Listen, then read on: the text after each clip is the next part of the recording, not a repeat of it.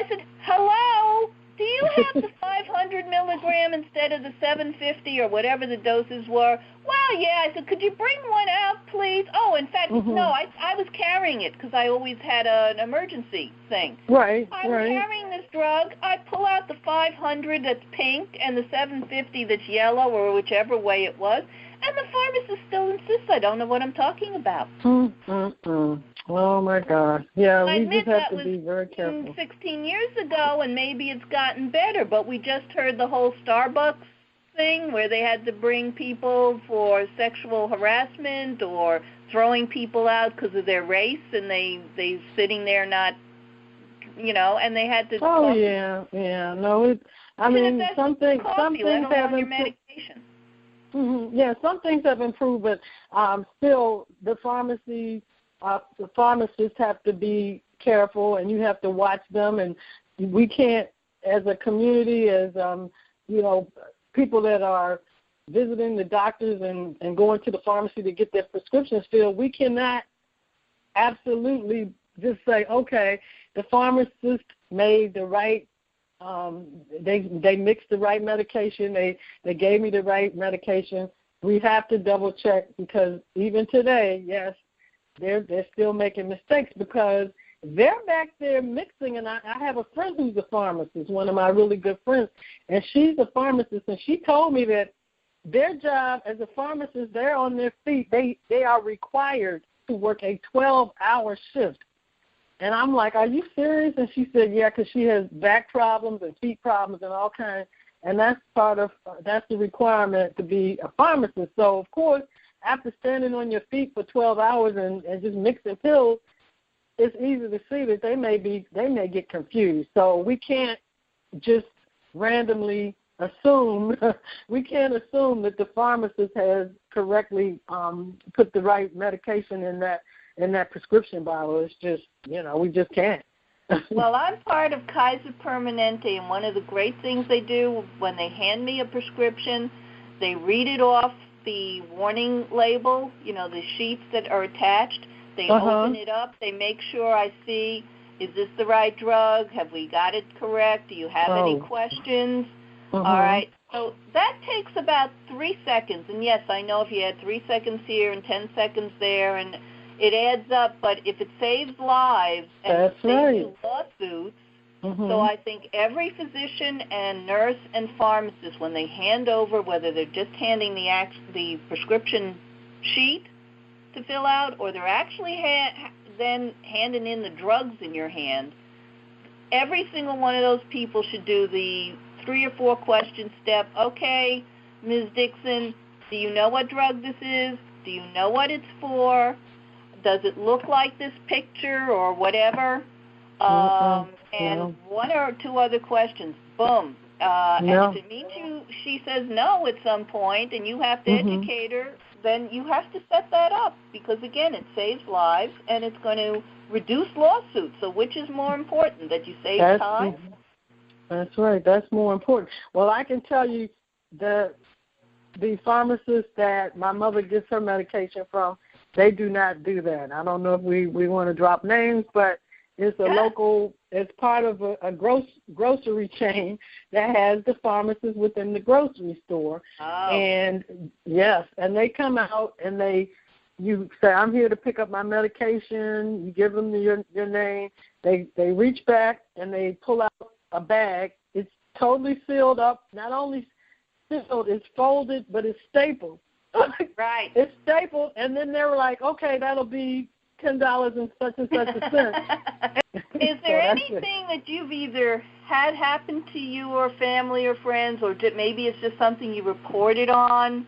Because I'm going to be blunt. You are African American and I'm not. And so we know there are certain health issues that African Americans have even more than, we don't know why, than Caucasians do.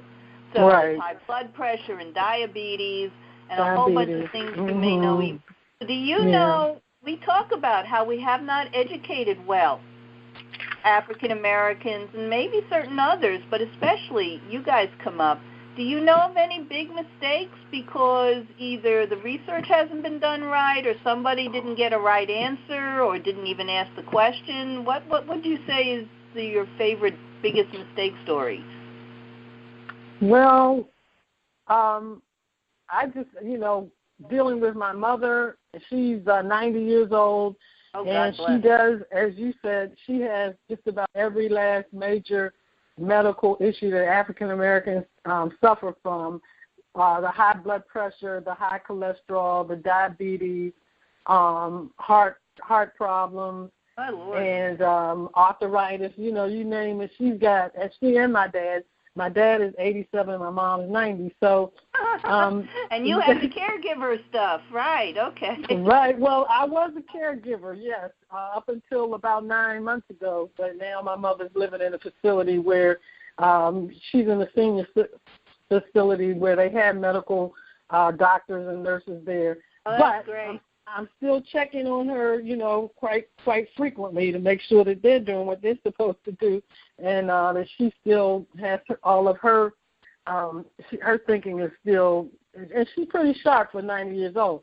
So I would have to say basically just this mix-up, I was going to say, with the medication being different, and it doesn't look the same. It may not be the same. Recently, this is what happened recently. I dare not forget that. This is a major thing. But she, the doctor, did the right thing, prescribed the correct medicine, and she was supposed to. They changed it. Originally, she was supposed to take 6.25 milligrams of this particular prescription drug. And the doctor changed it so she didn't have to take 2 of them a day. So she increased it to 12.5 or something. Anyway, she doubled the prescription medication. And so when my mom went to pick up the medication, the pharmacist they insisted that she was supposed to be on the 6.5 and not the 12.5 medication, and we kept telling the pharmacist no, her dietary, what she should be eating and not eating. Matter. And how, whichever one is not talking to the other. Right. The bottom line is, and then we get back to lay language. Once they talk to each other, they cannot just say, well, your flagrant violation of the humerus therefore means that you must dissipate the, No. Hello, whatever. I know. Wait a minute. Back it up. Okay. So we could do this forever. This has been a lot of fun. And, yes, Gail Dixon and I, the founder of Partners in Health and Biz, and I have been the co-anchor of Partners in Health and Biz starting this year. I'm the business side. Gail does wellness and health.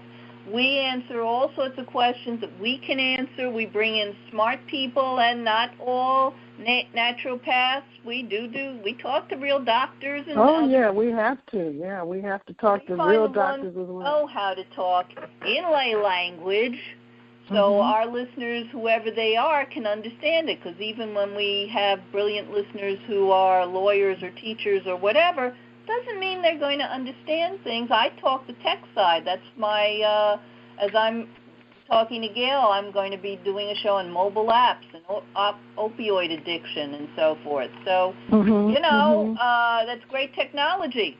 Doesn't mean anybody will understand it if we don't get it down to plain English. So I've got to get even the acronyms, Wendy, you mentioned HRT, but some people don't know what HRT, and then there's HPV, and so it's like, okay, if they're just throwing out these acronyms, HPV, that's human papilloma virus, and HRT is hormone replacement therapy. Hormone replacement therapy, correct.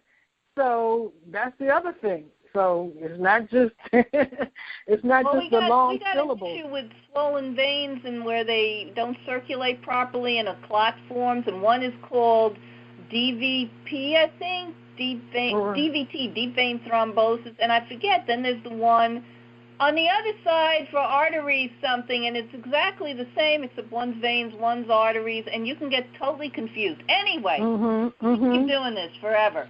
No. We didn't get into the acronyms. God, that'll get you screwy. That's Try right. putting 12 That's right. in one sentence and see what that does for you.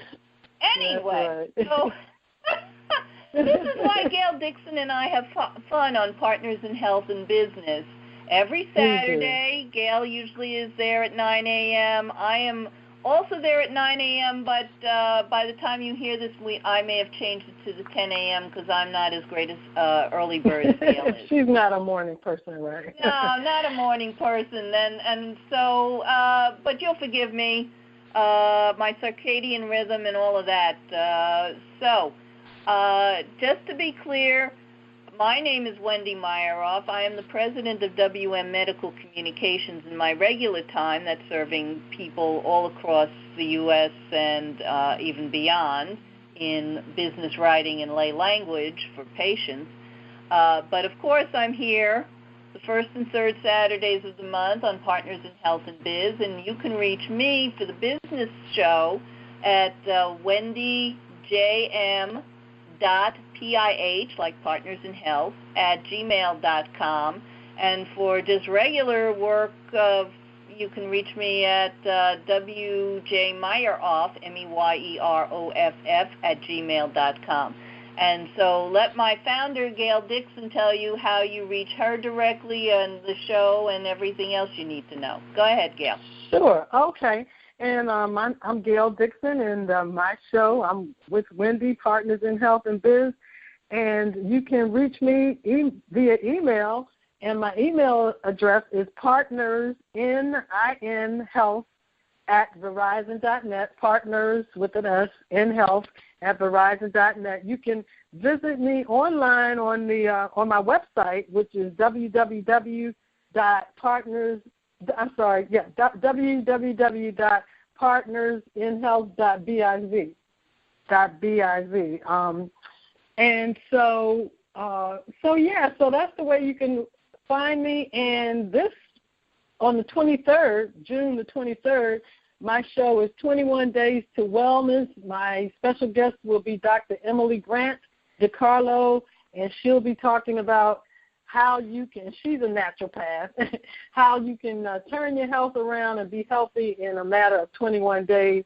And Wendy, your show this Saturday, do you want to tell the folks about your show coming up? I'm talking to a great lady named Linda Fisher. She's the Vice President of Product Strategy for a Rockville-based group called Dr. First. It's about e-prescribing and patient medication solutions, and we're especially relating it to the opioid crisis because the right mobile app and the best electronic records, if they're all coordinated, and I've got some great information. By the time you folks hear this, we may have been finished because it's going to be this Saturday, June 16th at 9 a.m. But there will be the recording, and as Gail said and as I've said, you can email us at different places, wendyjm.pih@gmail.com, and you can find the Partners in Health and Biz. Give them the website again, Gail.